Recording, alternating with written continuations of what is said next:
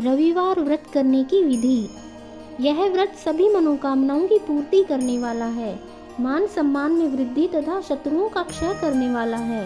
प्रातः काल स्नान आदि से निवृत्त हो स्वच्छ वस्त्र धारण करें, पवित्र स्थान को लीपकर सूर्य देव की पूजा करें, शांत चित्त होकर परमात्मा का स्मरण करें, भोजन एक ही समय में करें, तेल और नमक युक्त भोजन ग्रहण नहीं करना चाहिए। भोजन तथा फलाहार सूर्य अस्त होने से पहले ही कर लेना चाहिए। यदि भोजन करने से पहले सूर्य छिप जाए तो दूसरे दिन सूर्य के उदय हो जाने पर अर्घ्य देने के बाद ही भोजन ग्रहण करना चाहिए। व्रत के अंत में कथा सुननी चाहिए। अब कथा इस प्रकार से है। एक बुढ़िया थी, वह प्रत्येक रविवार को सवेरे ही गोबर से घर लीपकर स्नान आदि कर भगवान की पूजा करती थी। फिर भोजन तैयार कर भगवान को भोग लगाकर स्वयं भोजन करती थी। श्री हरि की कृपा से उसका घर सभी प्रकार के सुख एवं धन धान्य से परिपूर्ण था। किसी प्रकार का विघ्न या दुख नहीं था। सब प्रकार से घर में आनंद रहता था। उसकी एक पड़ोसन जिसकी गाय का गोबर वह बुढ़िया रोज लाया करती थी, उस बुढ़िया की संपन्नता से जलने लगी। यह विचार करने लगी कि यह वृद्धा सर्वदा मेरी गाय का गोबर ले जाती है, इसलिए अगले दिन से यह अपनी गाय को घर के भीतर बांधने लगती है। वह रविवार का दिन था। बुढ़िया गाय का गोबर न मिलने के कारण अपना घर न लीप सकी।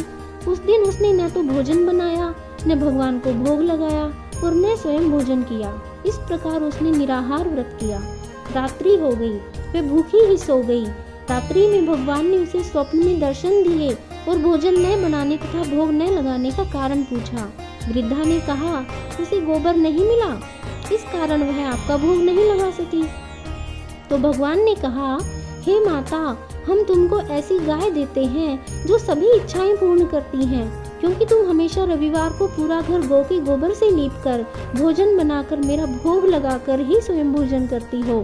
इससे मैं बहुत प्रसन्न हूँ। मैं निर्धन को धन और बांझ स्त्रियों को पुत्र देकर उनके दुखों को दूर करता हूँ तथा अंत में मोक्ष देता हूँ। स्वप्न में ऐसा वरदान देकर भगवान अंतर्ध्यान हो गए। प्रातः जब वृद्धा की आंखें खुली तो उसने देखा कि आंगन में एक अति सुंदर गाय और बछड़ा बंधे हुए हैं। गाय और बछड़े को देखकर वह वृद्धा अत्यंत प्रसन्न हुई और उनको घर के बाहर बांध दिया। वहीं उनके खाने के लिए चारा भी डाल दिया। जब उसकी पड़ोसन ने बुढ़िया के घर के बाहर एक अति सुंदर गाय और बछड़े को बंधा हुआ देखा तो द्वेष के कारण उसका हृदय जल उठा। जब उसने देखा कि गौ ने सोने का गोबर किया है तो वह चोरी से उस गाय का गोबर ले गई और अपनी गाय का गोबर उसकी जगह पर रख गई। वह प्रतिदिन ऐसा करती रही। सीधी सादी बुढ़िया को इसकी चालाकी की खबर नहीं हुई। सर्वव्यापी ईश्वर ने सोचा कि चालाक पड़ोसन के कर्म से बुढ़िया ठगी जा रही है। एक दिन भगवान ने संध्या के समय अपनी माया से बड़ी जोर की आंधी चला दी। बुढ़िया ने आंधी के भय से अपनी गाय को घर के भीतर बांध लिया। प्रातः काल उठकर जब वृद्धा ने देखा कि गौ ने सोने का गोबर दिया है तो उसकी आश्चर्य की सीमा नहीं रही।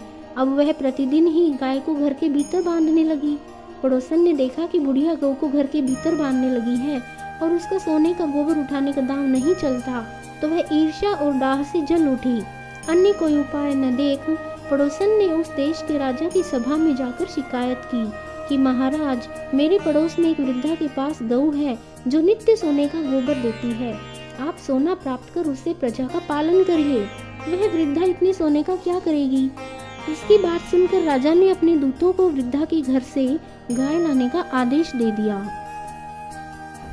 प्रातः काल ही राजा के कर्मचारी गऊ खोलकर ले गए।